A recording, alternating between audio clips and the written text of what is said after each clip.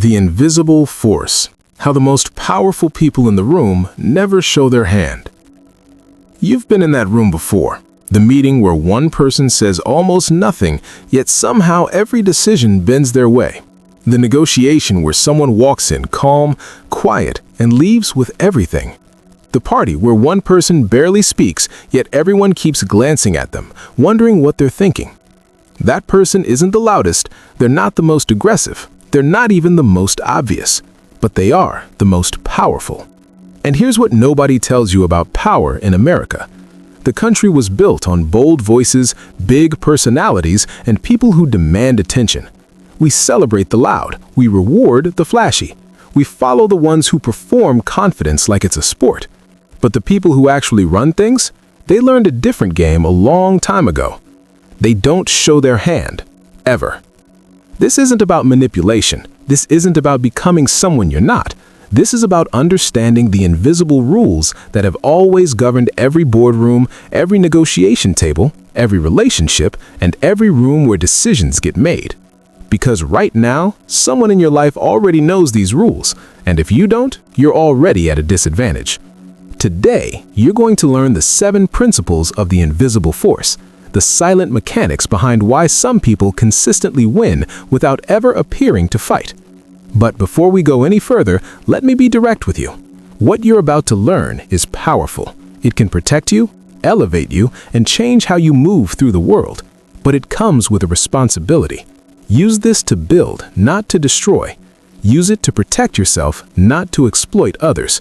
The goal is to understand the game, not to become the kind of person who makes the game worse for everyone else. Now drop this in the comments. I move in silence and let my results do the talking. Let's get into it. Principle 1. The power of the pause. Most Americans have been conditioned to fear silence. We fill it, we rush to answer, we over-explain, we apologize for thinking before we speak. Watch what happens in any meeting room across this country. Someone asks a tough question and people immediately start talking, not because they have something valuable to say, but because silence feels like weakness. So they fill it with noise. And in that noise, they give away everything. The most powerful people in any room have mastered something simple and devastating. They pause. Not because they don't have an answer, but because they know something most people don't. Silence applies pressure without effort. When you pause before responding, something happens to the person waiting. Their mind starts working. They start second-guessing their question. They start wondering what you know that they don't. They start filling your silence with meaning, and that meaning, whatever they invent in that moment, works in your favor. Think about the greatest negotiators in American business history, the ones who closed the biggest deals, who built the most enduring companies, who sat across from some of the most aggressive personalities in the world and came out on top. They were not the ones talking the most. They were the ones most comfortable with quiet. Here's the practical truth. The next time you're in a high-stakes conversation and someone asks you something difficult, don't answer immediately. Breathe, look at them, think. Then speak. That 3-second pause will make your answer feel like it came from somewhere deep. It signals that your words are chosen, not just reactive. And chosen words carry weight that reactive words never will. In a culture that rewards instant responses and constant talking, the pause is your most underused weapon. Learn to love silence. The people who control rooms always do. Principle 2. The art of strategic positioning. Here in America, we love a self-made story. We celebrate the person who fights their way to the top, who outworks everyone, who grinds harder than the competition. But there's a version of success you don't see in the highlight reel. The version where someone didn't fight their way to the top. They positioned themselves there, quietly and deliberately, long before the spotlight turned on. Strategic positioning is the practice of placing yourself where influence already flows before you need it. Most people react to opportunities. They see an opening and they sprint toward it. The strategically positioned person created that opening 3 months ago and has been patiently waiting for everyone else to catch up. In every office, every community, every industry, there are nodes of influence. There are people who hold information, who make introductions, who sit at the intersection of every important conversation. The most powerful people don't chase those nodes. They become one. How?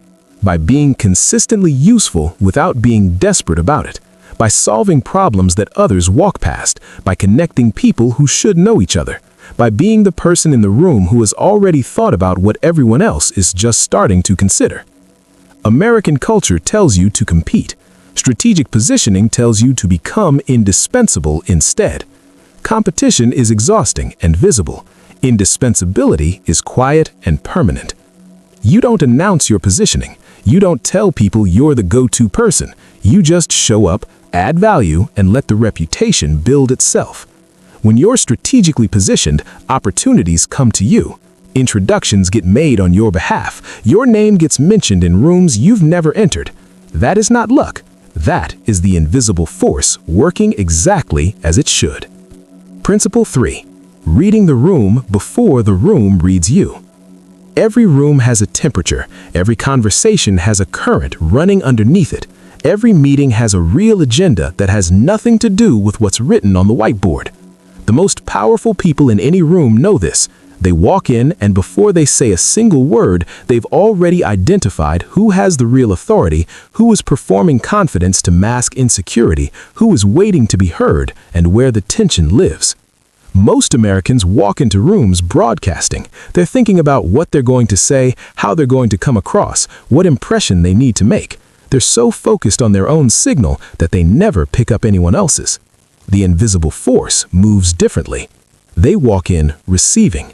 They watch how people greet each other. They notice who defers to whom. They pick up on the micro expressions, the body language, the way the conversation shifts when certain people enter. They listen for what isn't being said as much as what is. This intelligence is irreplaceable because when you understand a room before you speak, every word you say lands with precision. You're not guessing at what people need to hear. You know. This is a skill every great American leader has possessed, though most of them probably couldn't fully explain it. Abraham Lincoln was famous for it. He would sit in meetings for long stretches, listening, observing, rarely speaking, and then when he did speak, he said exactly the right thing at the right moment, not because he was calculating, because he had been paying attention when everyone else was posturing. Train yourself to walk into every room as a student first. Your job in the first 5 minutes is not to impress. Your job is to understand. And once you understand the room, you'll never need to try hard to impress again. Principle 4. Leverage without pressure. In American culture, we understand leverage in its most basic form. You have something I need, I have something you need, we make a deal. It's transactional, it's visible, it's often tense. But there's a more sophisticated form of leverage that the most powerful people in a room use constantly, and almost nobody notices it happening. It's called leverage without pressure, and it works like gravity, invisible, constant, and almost impossible to fully resist. Here's how it works. Instead of telling someone what they stand to lose if they don't cooperate with you, you make them aware, very quietly, of what they stand to gain by staying close to you. You don't threaten. You demonstrate value, consistently, patiently, strategically.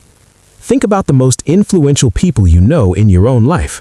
Chances are they're not the ones who push hardest. They're the ones who somehow always seem to be in a position where people want to keep them happy, not out of fear, out of genuine self-interest. That's leverage without pressure.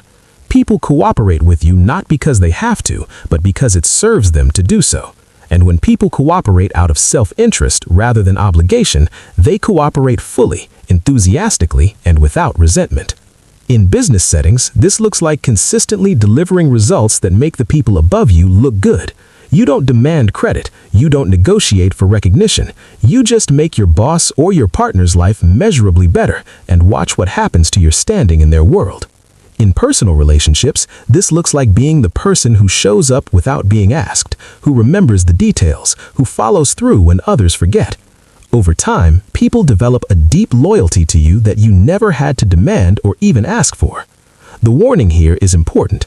Leverage without pressure requires patience and genuine generosity. If you're only giving to get, people feel it eventually. The invisible force is built on real value, not performance. The moment your generosity becomes transactional and obvious, the leverage disappears. Give freely, Position yourself wisely. The influence will follow. Principle 5. Emotional neutrality in high-stakes moments. America celebrates passion. We love the fired-up coach, the emotional speech, the leader who's visibly invested, who wears their heart on their sleeve. There's a time and place for that energy. It can inspire and it can unite. But in the highest stakes moments, passion is a liability. And the people who understand this have an extraordinary advantage over everyone around them. Emotional neutrality is not the same as not caring. Let that be very clear. The most outcome-driven people in any room care deeply about the result. What they've learned to do is separate their emotional state from their decision-making process. When everyone else in the room is reactive, emotional, and operating from a place of fear or ego, the person who remains calm not just holds the line, it shifts the dynamic entirely. Doesn't just have an advantage, they have control. Think about every major crisis you've watched play out in American public life. In every one of those moments, there was usually one person whose calmness became the anchor for everyone else. Their steadiness didn't mean they were indifferent. It meant they had the discipline to choose clarity over reaction. Here's what emotional neutrality does in practice. In a heated negotiation, when the other side becomes aggressive or emotional, your calm doesn't just hold the line, it shifts the dynamic entirely. Aggression projected at a calm, unmoved target loses its power very quickly. The person who got emotional now feels exposed, and exposed people make mistakes. In a workplace conflict, when accusations fly and tensions spike, the person who stays measured and factual becomes the most credible voice in the room almost by default. Everyone else is performing. You're operating. This is one of the hardest principles to master because our nervous systems are wired to respond to threat with emotion. It takes deliberate practice. You have to train yourself, in lower stakes situations first, to slow down your reaction time, to breathe before you respond, to ask yourself what outcome you want before you choose how to behave. But once you develop this capacity, it becomes one of the most visible and respected qualities you can carry into any room. People will describe you as having presence. What they're really sensing is someone who cannot be rattled. And in a world where almost everyone can be rattled, that is a rare and powerful thing. Principle 6. The strategic reveal. We live in an age of radical transparency. Americans post everything, share everything, announce everything. There's enormous social pressure to be an open book, to perform your authenticity publicly and constantly. And while genuine authenticity is a real and valuable thing, the compulsion to share everything with everyone at all times is not a strength. It is, for people who understand the invisible force, a significant vulnerability in others that they never create in themselves. The strategic reveal is the deliberate, intentional practice of deciding what to share with whom and exactly when. This isn't about being dishonest. It's about understanding that information is one of the most valuable currencies in any room. And just like financial currency, the way you manage it determines how much power it holds. When you tell everyone everything about your plans, your fears, your next move, you don't just lose mystery, you lose leverage. You hand people a map to your thinking, and some of those people, not all, but some, will use that map against you. The most strategically intelligent people in American business, politics, and culture have always understood this. They share deliberately. They let certain things become known when it serves them. They hold other things entirely private, and they know the difference between the two. Here's a practical framework. Before you share any significant piece of information about yourself, your plans, or your position, ask yourself 3 questions. Who does this information benefit? Does sharing it now give me an advantage or give someone else one? And is this the right moment, or would a different moment serve me better? This applies professionally, it applies in negotiations, and yes, it applies personally too. Not everything needs to be shared immediately. Depth is revealed over time in the most meaningful relationships. The people worth trusting will still be there when you choose to let them in. What you don't share remains yours. Your plans, your timelines, your doubts, your strategy, keep them close. Reveal them on your terms. In a world where everyone broadcasts, the person who curates is the one people lean in to hear. Principle 7. Outcome ownership. Every principle we've discussed today ultimately serves one purpose: getting the result you're after. And this final principle is what separates people who understand the invisible force from people who just admire it from a distance. Outcome ownership means you take full, unconditional responsibility for the results in your life. Not credit, responsibility. Most Americans, if we're being direct with each other, have been trained to externalize their outcomes. When things go well, they own it. When things go wrong, there's always an explanation. The system was unfair. The timing was bad. Someone else dropped the ball. And sometimes that's true. The system can be unfair. Timing can be brutal. People do fail you. America, for all its promise, is not a level playing field, and pretending otherwise is its own kind of delusion. But here's what outcome ownership recognizes that external blame never can. The moment you locate the source of your results outside yourself, you also locate the solution outside yourself. And now you're waiting on something you can't control to change before your life can change. Outcome ownership says something different. It says, regardless of what happened, what caused it, or who contributed to it, I'm going to figure out what I can control from this point forward, and I am going to move on that. This isn't naive positivity. It's the most practical mindset available to a person who actually wants to produce different results. The most powerful people in any room carry this principle in their bones. When a deal falls through, they do not spend significant time assigning blame. They ask what they can learn and what their next move is. When a relationship fails, they don't just catalog the other person's failures, they examine their own role honestly. When a strategy doesn't work, they don't defend it, they replace it. This creates an identity over time that becomes one of the most formidable forces in any professional or personal landscape. You become known as someone who does not make excuses, who does not wait, who figures it out. In a country where the complaint is common and the solution is rare, the person who consistently delivers outcomes regardless of circumstances becomes someone that rooms reorganize around. That is the invisible force in its fullest expression. Not power over others, power over your own direction, your own response, your own results. That is what the most powerful people in any room have always understood. And now, so do you. You've just been introduced to the 7 principles of the invisible force: the pause, strategic positioning, reading the room, leverage without pressure, emotional neutrality, the strategic reveal, and outcome ownership. None of these principles require you to be louder. None of them require you to be more aggressive, more demanding, or more willing to step on others. They require something harder and rarer: discipline, patience, self-awareness, and an absolute commitment to the long game. America rewards performance, but the invisible force is not a performance. It's a practice. It's who you become when you stop needing the room to see you and start focusing on actually shaping the outcome. The most powerful people in the room never show their hand because they don't need to. The cards they hold speak for themselves, and they built that hand quietly, deliberately, over time. Now the question is, what kind of player do you choose to be? If this shifted something in your thinking, hit that like button.